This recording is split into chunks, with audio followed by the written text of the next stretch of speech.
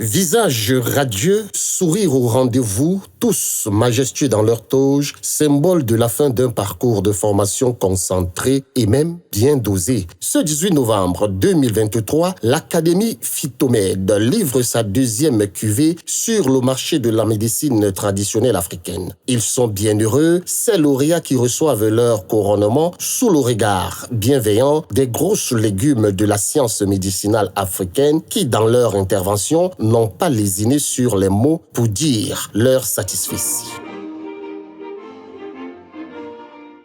Comme Martin Luther King, entre ça a fait un rêve. Ce rêve, c'était que la médecine africaine prenne le dessus de toutes les médecines du monde. Parce que l'Afrique, c'est le berceau de l'humanité. Alors, c'est très encourageant de constater avec beaucoup de joie tout le bonheur que nous sommes en train de partager ensemble. Le ton et le temps sont désormais donnés. La médecine traditionnelle africaine revendique ses valeurs scientifiques universelles. C'est d'ailleurs ce qui fonde l'engagement du promoteur de l'Académie Phytomède, le docteur Séverin Tanque, docteur PhD, chercheur des universités, enseignant en faculté de médecine à l'université de Douala, spécialiste en ethnopharmacologie et en formulation des médicaments traditionnels améliorés. Par ailleurs, formateur de ces lauréats. Chers docteurs, enseignants-chercheurs d'université, messieurs les présidents d'associations et de syndicats, honorables invités, mesdames et messieurs, c'est un honneur pour moi de prononcer ce discours à l'occasion de cette cérémonie de remise des attestations aux apprenants de l'Académie Phytomède de 2023. Ce discours fera le bilan de cette formation pour le compte de cette année. Il ressortira aussi la vision future de cette académie en devenir. Non sans remercier tous ceux et celles qui ont contribué à l'effectivité des enseignements pour le compte de cette année. La formation de renforcement des capacités des phytothérapeutes à la préparation des médicaments traditionnels de qualité a débuté pour le compte de cette année 2023, le 10 janvier.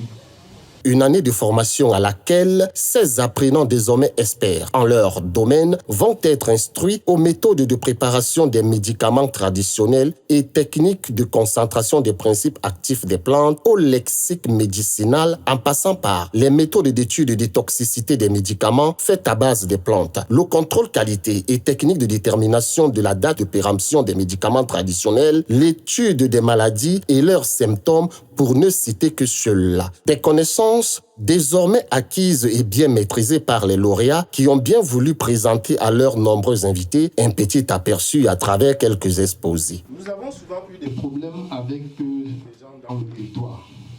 Parce que lorsqu'on parle de Nîmes, on va forcément arriver sur l'huile de Nîmes.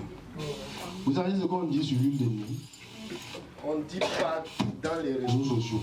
Quand vous allez voir Docteur Google, il dit que ce n'est pas ingérable parce que c'est toxique. Il y a quoi qui n'est pas toxique? Tout est toxique quand ce n'est pas dans la bonne dose. En réalité, le Nîmes est hépatotoxique si on abuse. Mais les feuilles ne le sont pas. Parce qu'en Inde, ils ont une culture. Tous les matins, surtout dans les salles de yogi, tous les matins, la journée commence par une bille de cette feuille et une bille de curcuma qu'ils avalent. C'est tous les matins. Si c'était si toxique que ça, c'est qu'ils seraient morts. Je sais, on dit que les feuilles de Nîmes sont amères, c'est difficile à avaler, ainsi de suite. Nous avons pris des dispositions. Après la formation, nous avons appris comment faire des gélules. Nous avons séché ça dans la règle qu'il faut. Et nous avons mis ça dans des gélules. Nous avons fait la même chose avec le curcuma. C'est ce que vous pouvez voir juste là. Les boîtes qui sont vertes là, à côté de l'huile de Nîmes, ça c'est les gélules de Nîmes. De ce côté, un peu, vous allez voir la boîte orange qui est là. C'est les gélules de curcuma. Le palu. Nous on gère le palu au nord avec ça. Vous savez ça. On fait bouillir avec le citron. Et puis ça gère. La typhoïde, ça fait la même chose. Ce qui est étonnant, on découvre tous les jours comment soigner des mots avec ça. Je suis sûr que dans la salle, il y en a qui connaissent même ça mieux que moi. Mais je connais ma part. J'ai voulu dire ça aujourd'hui. Merci beaucoup à tous. C'est donc avec une assurance certaine que nos lauréats recevront leur parchemin dans une ambiance constamment distillée par les proches et membres de famille. Les lauréats ne cachent d'ailleurs pas leur joie. Aujourd'hui, c'est une fierté, c'est une joie immense que nous avons à l'endroit de notre professeur qui a pris son temps de bien nous former. Durant cette formation, nous avons appris beaucoup de choses. Certes, nous sommes des pâtissiers, nous sommes toujours à la rencontre de plantes, mais cette fois-ci, nous avons pu trouver les moyens, les mécanismes et aussi tout ce qui va nous permettre d'aller de l'avant. Je suis très content, très fier de cette formation. Je me rappelle quand les Blancs venaient ici, on se courait dans la brousse pour chercher les écorces de quincailliers et autres pour venir les vendre à vil prix pour qu'ils aillent transformer. Nous ne savions même pas ce qu'ils partaient faire avec. Mais en retour, ils venaient avec des comprimés qu'ils nous vendaient très cher. Aujourd'hui, nous sommes fiers déjà de comprendre que nous avons été dupés et qu'aujourd'hui, nous nous sommes engagés à produire nous-mêmes au fur et à mesure ces médicaments qui venaient d'ailleurs. En sa qualité de major de cette deuxième promotion, il tient à faire savoir le sérieux qui a prévalu tout au long de ces 12 mois de formation. Je suis très ému et vraiment très encouragé aussi, puisque ça n'a pas été facile. Mais je m'y suis mis vraiment entièrement pour arriver à ce niveau. Au tout début de notre formation, il nous a été dit qu'à la fin de l'année, il y aura une compétition pour le meilleur apprenant. Et dès ce moment, je me suis mis déjà en tête que bon, j'aimerais vraiment aller avec les meilleurs. Aller avec les meilleurs théoriquement d'abord, et puis après, pratiquement, après ce que nous aurons reçu pour l'amélioration de notre capacité en médecine traditionnelle. D'après la description de ce que je viens d'apprendre, je sens que mon cher Thiabou Colbert Désiré, tu mérites toutes mes félicitations. Pour le professeur Ouba Razak et bien d'autres sommités de la médecine africaine présentes à cette cérémonie solennelle de remise de parchemin, l'initiative vaut la chandelle. Merci beaucoup de m'avoir personnellement invité ici, moi ainsi que toute la délégation qui m'accompagne et qui m'ont toujours accompagné et qui n'ont jamais failli. Je pense qu'ils ne failliront jamais là où on parle de la médecine et de la pharmacopée africaine. Donc, en ma qualité du président national de l'association des praticiens de santé du Cameroun, une association légalement reconnue par l'instance publique, j'ai été touché et réjoui de cette qualité de formation qui auparavant n'existait pas dans notre milieu. Aujourd'hui, nous trouvions dans ce milieu des étudiants, des intellectuels, nous trouvions des hommes d'affaires qui s'intéressent à la chose sacrée qui est la santé et la médecine africaine. Une initiative déjà à féliciter pour le promoteur et l'organisateur de cette formation et toutes les différentes associations et syndicats qui ont participé à soutenir cette initiative qui vise justement à rendre professionnel, à professionnaliser le domaine de la médecine traditionnelle africaine. Donc nous ne pouvons que féliciter tous les enseignants, les universitaires, les illustres présents de différentes associations qui encouragent ce genre d'initiative dans notre République. Vous savez, la médecine africaine est encore en arrière et pourtant dans l'intervention de l'un de nos panélistes, nous sommes les pionniers de cette médecine-là dans le monde. C'est une grande satisfaction pour moi d'être ici parce que ça fait partie d'une vision que nous avons de la médecine africaine. Et nous avons fait un constat. Nous nous sommes rendus compte qu'il y avait un grand potentiel, mais également des limites. Des limites et des faiblesses. Et les limites et les faiblesses, c'était au niveau déjà de la qualité des produits qu'on présentait sur le marché, mais c'était également au niveau de la qualité des formations qu'on donnait aux praticiens de cette médecine. Et je pense que lorsque l'Antoisa a commencé à adresser ces problèmes, il y a eu la création du syndicat national des naturopathes et la distribution des compléments alimentaires.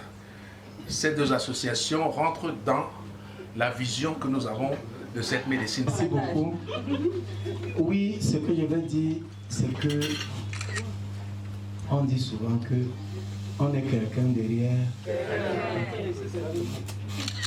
Il y a des choses qui sont souvent cachées. Et si quelqu'un ne vous le montre pas, vous ne le verrez jamais. Je veux vous dire que si je suis arrivé dans cette formation, dans cette académie, et aussi beaucoup d'entre nous, c'est par l'intermédiaire d'une dame, d'une maman.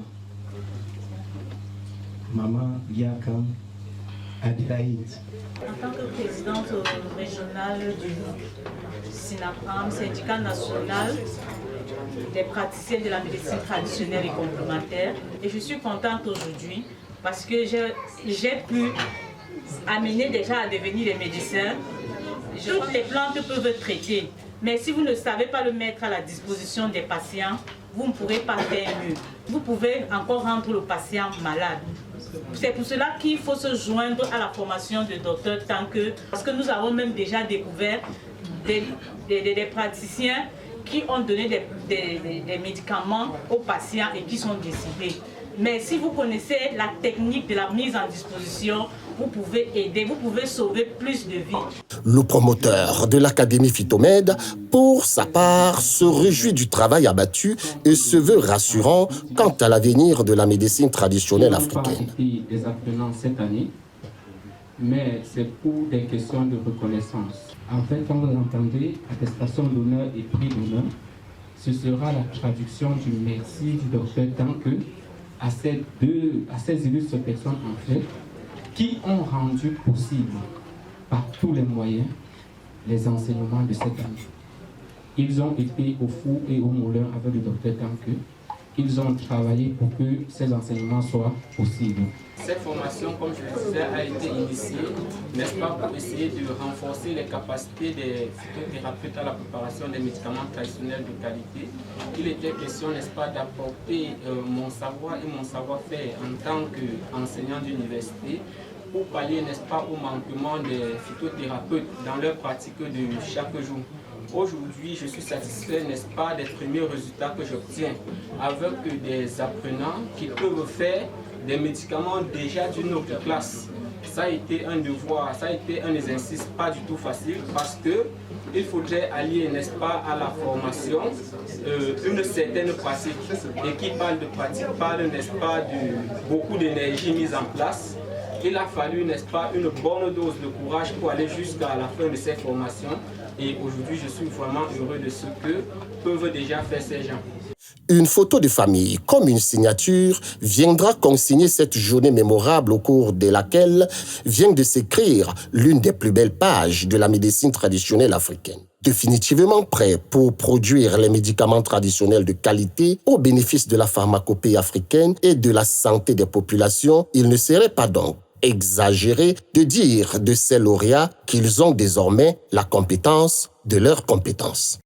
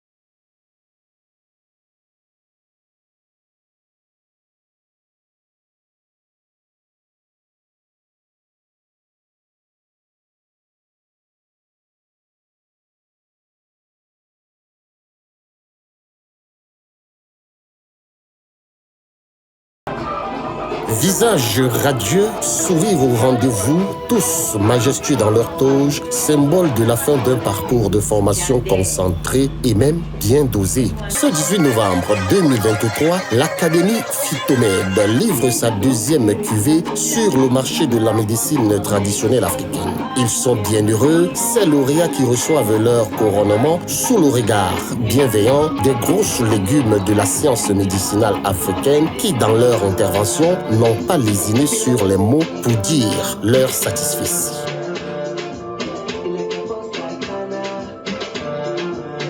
Extrait. Le ton et le temps sont désormais donnés. La médecine traditionnelle africaine revendique ses valeurs scientifiques universelles. C'est d'ailleurs ce qui fonde l'engagement du promoteur de l'Académie Phytomède, le docteur Sévérin Tanque, docteur PhD, chercheur des universités, enseignant en faculté de médecine à l'université de Douala, spécialiste en ethnopharmacologie et en formulation des médicaments traditionnels améliorés. Par ailleurs, formateur de ces lauréats. Extrait Dr Tanque. Une année de formation à laquelle 16 apprenants désormais experts en leur domaine vont être instruits aux méthodes de préparation des médicaments traditionnels et techniques de concentration des principes actifs des plantes au lexique médicinal en passant par les méthodes d'étude de toxicité des médicaments faites à base des plantes, le contrôle qualité et technique de détermination de la date de péremption des médicaments traditionnels, l'étude des maladies et leurs symptômes pour ne citer que ceux-là. Des connaissances désormais acquises et bien maîtrisées par les lauréats qui ont bien voulu présenter à leurs nombreux invités un petit aperçu à travers quelques exposés. Extrait lauréat. C'est donc avec une assurance certaine que nos lauréats recevront leur parchemin dans une ambiance constamment distillée par les proches et membres de famille. Extrait de l'ambiance de la salle. Les lauréats ne cachent d'ailleurs pas leur joie. Extrait interview lauréat. En sa qualité de major de cette deuxième promotion, il tient à faire savoir le sérieux qui a prévalu tout au long de ces 12 mois de formation. Extrait interview major. Pour le professeur Ouba Razak et bien d'autres sommités de la médecine africaine présentes à cette cérémonie solennelle de remise de parchemin, l'initiative vaut la chandelle. Extrait interview Dr Ouba Razak et d'autres. Le promoteur de l'Académie Phytomède, pour sa part, se réjouit du travail abattu et se veut rassurant quant à l'avenir de la médecine traditionnelle africaine. Extrait interview Dr Tanque. Une photo de famille, comme une signature, viendra consigner cette journée mémorable au cours de laquelle vient de s'écrire l'une des plus belles pages de la médecine traditionnelle africaine. Définitivement prêt pour produire les médicaments traditionnels de qualité au bénéfice de la pharmacopée africaine et de la santé des populations, il ne serait pas donc exagéré de dire de ces lauréats qu'ils ont désormais la compétence de leurs compétences.